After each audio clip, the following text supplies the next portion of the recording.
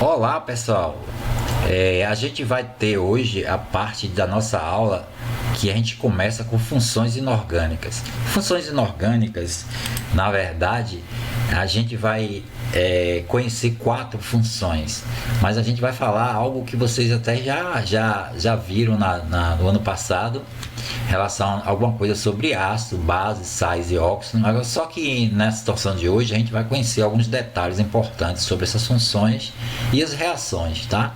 Mas para a gente conhecer tudo isso, é importante que vocês percebam que a gente lembre dessas 4 funções, tá? Os ácidos, os hidróxidos ou as bases, como queiram, os sais e os óxidos. Não necessariamente nessa ordem. Mas eu pretendo começar falando de algumas delas, mas primeiro eu quero comentar um pouquinho sobre as substâncias químicas que podem ser agrupadas de acordo com as suas propriedades comuns, tá certo? Que propriedades comuns são essas?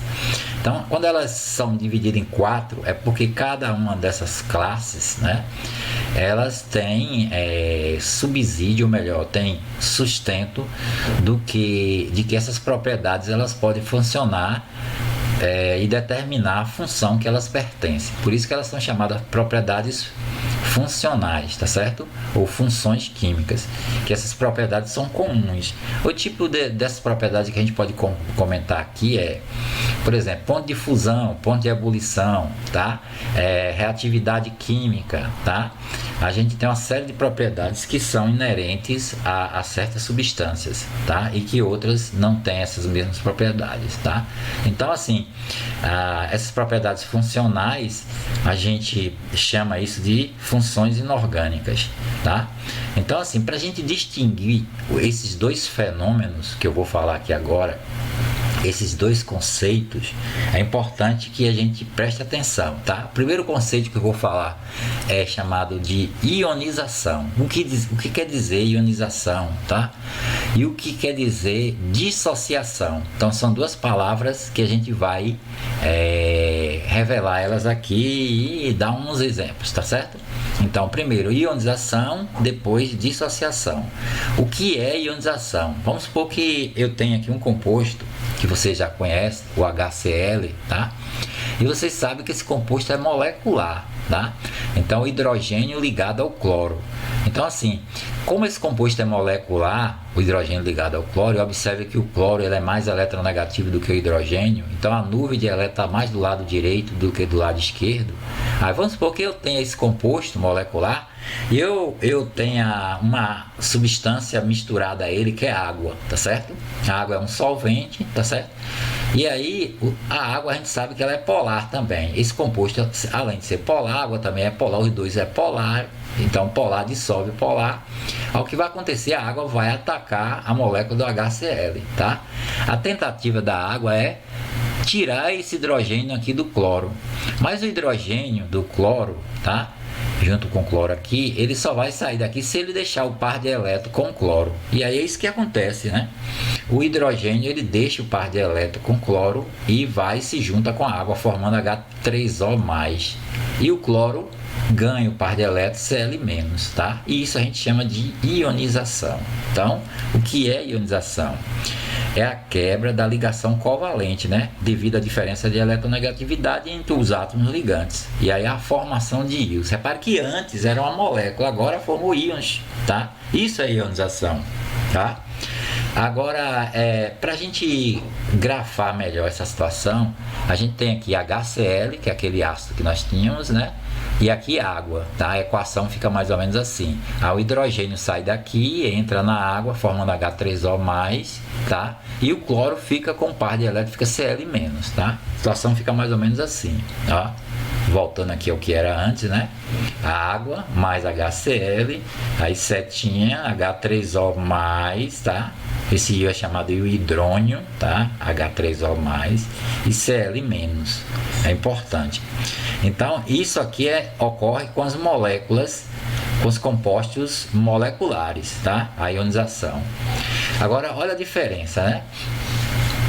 Quando você tem um composto iônico, tá?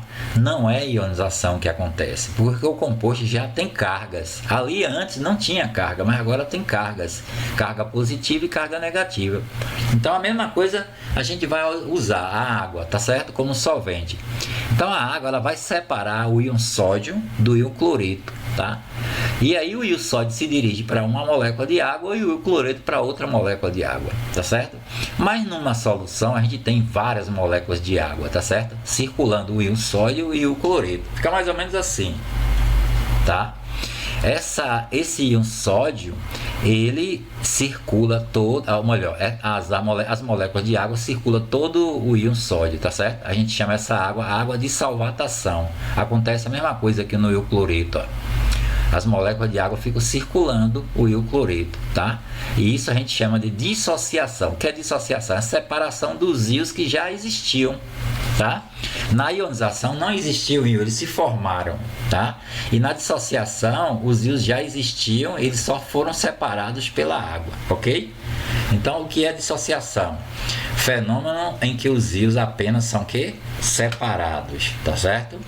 E é importante a gente observar que na dissociação ocorre apenas com os íons, os compostos, né, iônicos, tá? É importante isso aí, tá? Então, quando uma espécie química ou espécies químicas estão em solução aquosa, nem todas sofrem ionização ou dissociação. Mas como assim? Às vezes você coloca uma espécie química, uma substância para se dissolver na água, se ionizar ou dissociar na água, mas nem todas as moléculas são quebradas, tá certo? E isso, uma fração delas sobram na solução. E é isso que a gente vai trabalhar agora. É esse conceito que a gente chama de grau de ionização, ok? Olha lá, a porcentagem de espécies que sofrem esses fenômenos é dada pelo grau de ionização ou grau de dissociação. Se for um íon, grau de dissociação. Se for uma molécula, grau de ionização. Eu grafei aqui como alfa, mas você pode colocar uma letra qualquer, tá certo? Então, o importante é a gente saber o que é esse alfazinho representa. O que é grau de ionização ou grau de dissociação? É uma fração entre o número de moléculas que foram ionizadas e o número de moléculas que foram dissolvidas ou adicionadas. Repare que a menor quantidade dividido pela maior quantidade, tá certo? E isso me dá uma fração do todo, tá? Isso a gente vai ver adiante, tá? Tipo assim, ó, para a gente ilustrar melhor o que eu estou falando, a gente tem esse exercício aqui. Adicionam-se 600 moléculas de HCl em água, sabendo que 540 moléculas estão ionizadas. Podemos afirmar que o grau de ionização dessa espécie química é pronto. Aí a gente vai identificar moléculas adicionadas, 600, né? Que são as moléculas, o N, tá? Vamos chamar de N as moléculas adicionadas. E o NI, moléculas ionizadas, que foram 540, de acordo com o texto aqui, tá? E a gente pode calcular esse alfazinho, tá? Pela fórmula.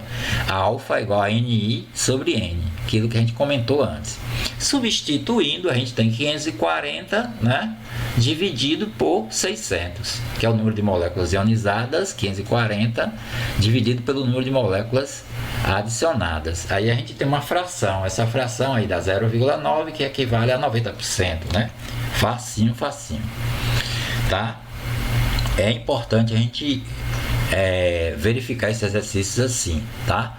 Mas a gente pode ter um outro aqui que ilustra também quase que a mesma coisa, mas com um conteúdo diferente, ou melhor, com uma pergunta diferente. Adicionando 500 moléculas de um certo eletrólito em água, olha aí, apareceu a palavra eletrólito. Eletrólito é todo composto que forma íons em água, tá certo? Na maioria dos eletrólitos, eles são iônicos, tá? Então a gente pode calcular aqui o grau de dissociação. Teremos um grau de ionização igual a 0,9. Quantas moléculas ionizadas? É simples, né? A gente sabe que é dado 0,9, é como se fosse 90%, tá? 500 moléculas foram as moléculas adicionadas, aí a gente tem, né? E a gente pode calcular o NI, que é o número de moléculas ionizadas ou dissociadas. Se for o eletrólito for um composto iônico, seria moléculas, ou melhor, grau de dissociação. Se for o eletródo for um composto molecular, grau de ionização. E a gente calcula por essa formulazinha, tá? O alfa substitui por 0,9, que é 90%, tá? O N a gente sabe que é 500, e aí multiplicando 0,9 por 500, a gente tem aqui 450 moléculas. Repare que esses 450 é uma fração do 500, tá? Tá? O 500 é o todo, tá? Então é bem simples mesmo, tá? Então eu vou ficar por aqui, e na próxima aula a gente vai trabalhar com ácidos, tá? Ácidos, porque eles são importantíssimos, esses conceitos de ácidos, e